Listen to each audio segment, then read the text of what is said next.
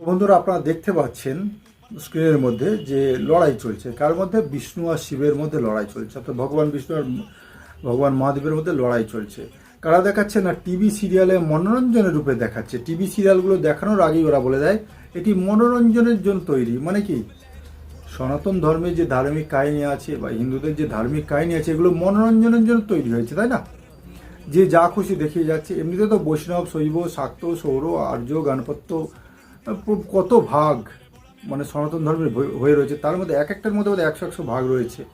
তাতেও হয়নি। দেখুন, বর্তমানে বিষ্ণু আর শিবের লড়াই দেখানো হচ্ছে। ভাই, বিষ্ণু আর শিবের যদি তা মানে বৈষ্ণবদের আর শৈবদের আরাধ্য যদি একে অপরের সঙ্গে মারামারি করতেই ব্যস্ত থাকে, তাহলে ভাই বৈষ্ণব আর শৈবদের মধ্যে একতা হবে কি করে? তারপরে টিভি সিরিয়াল লোকেরা হাওয়া মেরেই যাচ্ছে। সনাতন ধর্ম তো অধঃপতনের দিকে মানে মানুষগুলো যাচ্ছে, সে সঙ্গে এরাও অধঃপতনে নিয়ে যাচ্ছে। তো বিচার আপনাদের কাছে।